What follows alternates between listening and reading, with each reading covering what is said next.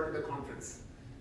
Introduction to Fourth Industrial Revolution, but in a real sense of how you start a new greenfield facility. What I'm going to talk about is digitalization, some aspects of Fourth Industrial Revolution, applicable mostly where most of the manufacturers are today, which is brownfield facility. They're already tied to potentially an ERP system and an MES system, data streams, people, equipment, machine. How do you convert that existing wherewithal, the data that you have, into something that utilizes today's technology and gives you what you want in terms of business metrics improvements? A little bit about our firm. So as I said, we have converted from a generic management consulting firm to a digitalization firm. We are focused on operation and supply chain. 5 years ago, we would be hired by a client, let's say a $100 million tier 2 manufacturer, and they would want us to improve their on-time delivery, reduce inventory, all the normal KPIs. It would be a 6 to 9 month engagement. We would have like 4 people assigned to it. Would be an expensive proposition for the client, and for us it would be a lot of reinventing the wheel. What we have done now is those same engagements can be brought down to 2 months. And for our end, it's a lot less effort. There's a much quicker rewards. We can solve the same problem in an automated fashion because we have 80% of the tool or software we can implement is off the shelf because we have already developed it working across the industry. What I would posit is, before we talk about Industry 4.0, let's talk about Industry 3.0. Robotics is not Industry 4.0. Industry 4.0 is more about connectedness and more computing. Robotics had always been there. I can't recall a shop, and I've been to hundreds of shops, where when I go in the shop, I see lots of high technology, brand new CNC 5-axis machines, even some IoT implementation. You can see real-time machine down, the uptime, downtime. But then you go to the back of the shop and you see 20 people hand deburring parts.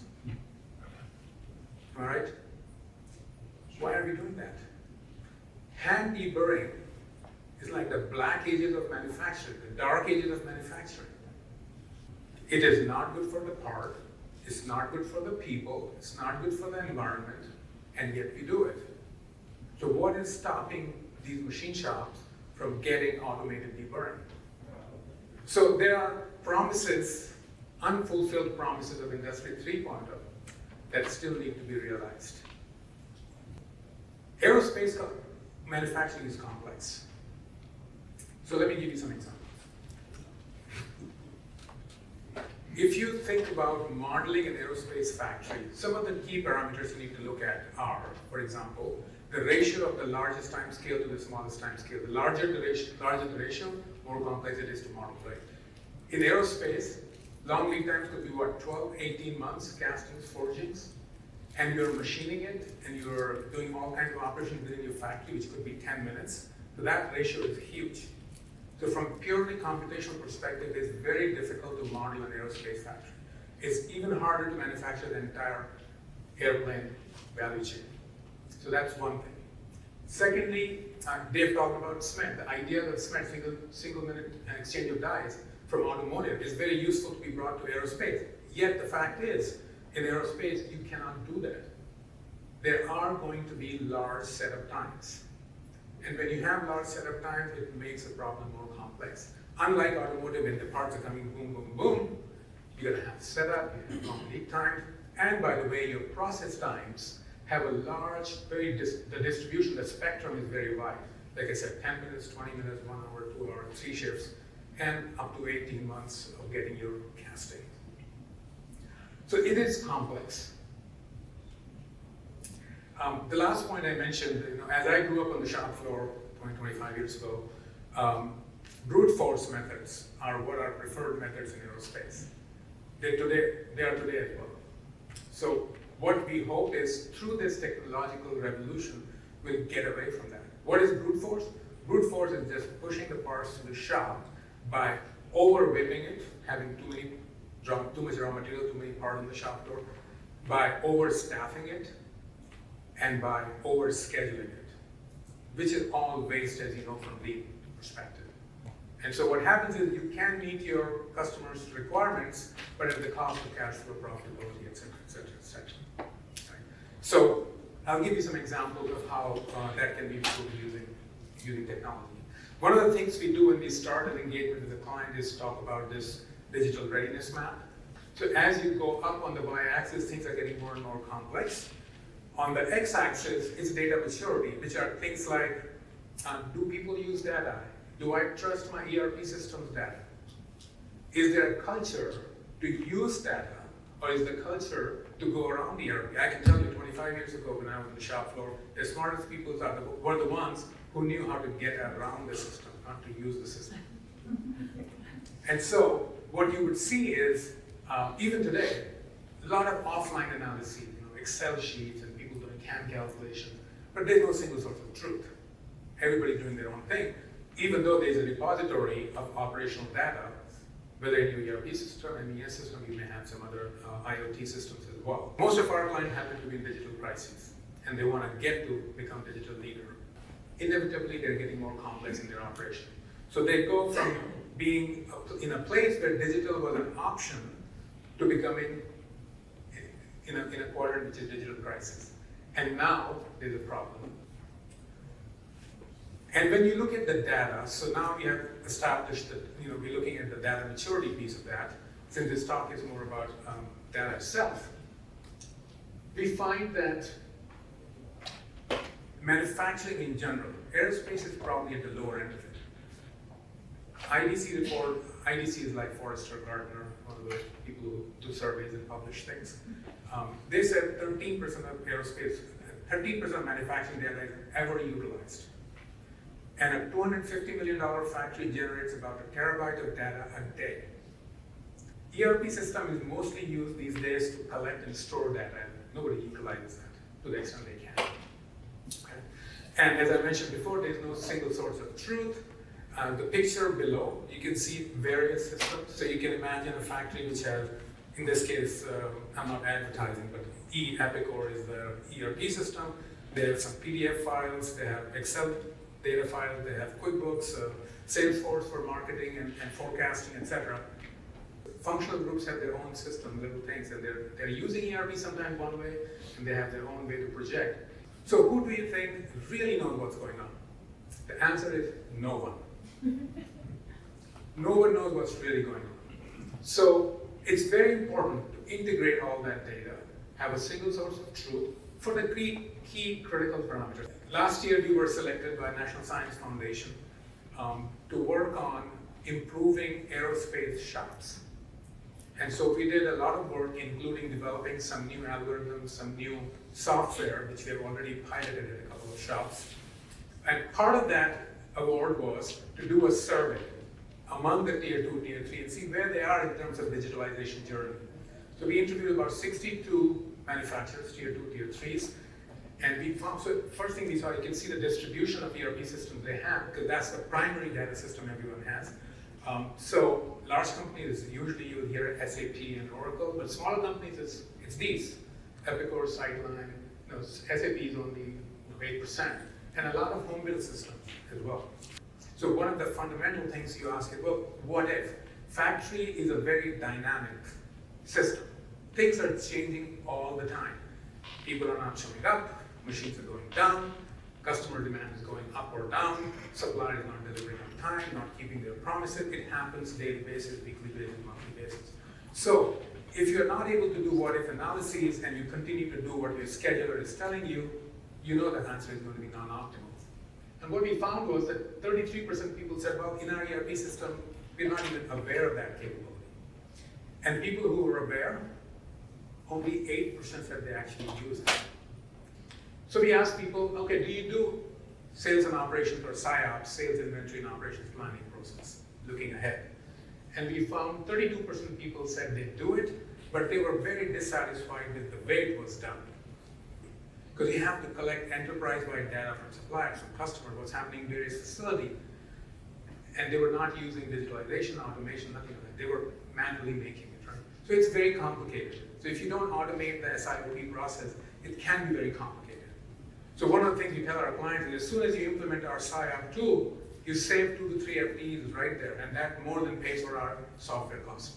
And then it's all added benefits as you go forward. Right? So how do you achieve digitalization?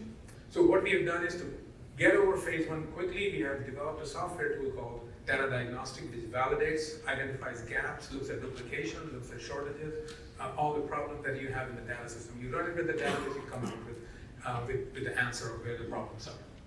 The phase two is defining unaddressed business objectives. So your objective may be just having paperless factory. That is a different solution than trying to optimize your shop. So having a clear business objective and seeing how you can leverage that data is important. And that's when you do your ROI analysis and so on. And then find targeted technologies, by which I mean best in breed.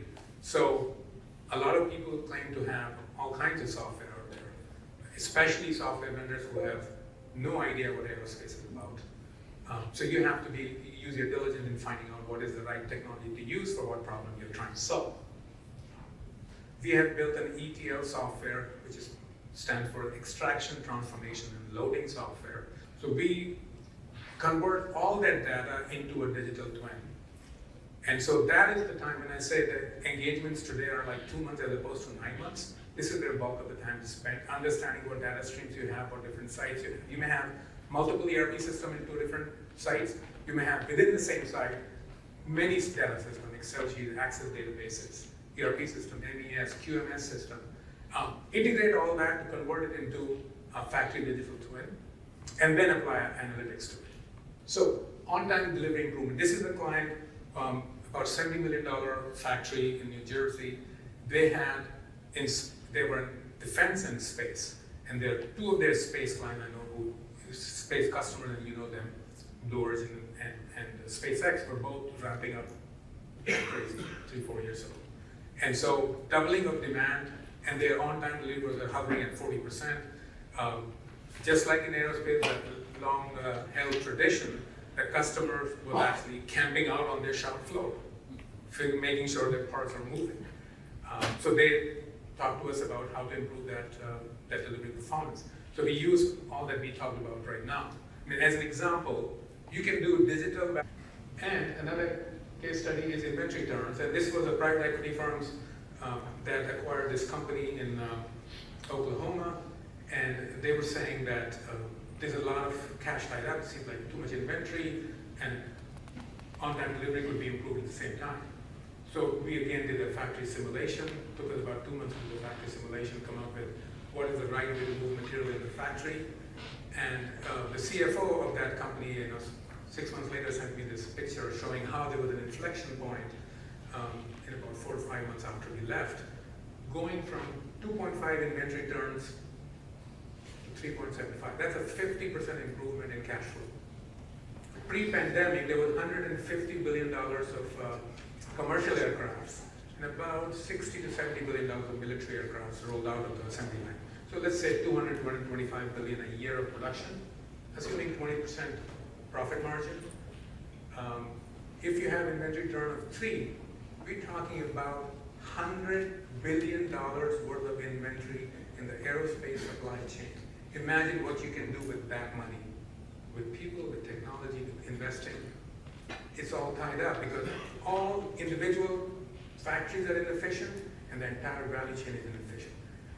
This is one statistic which is a damning example of how inefficient we as an industry are.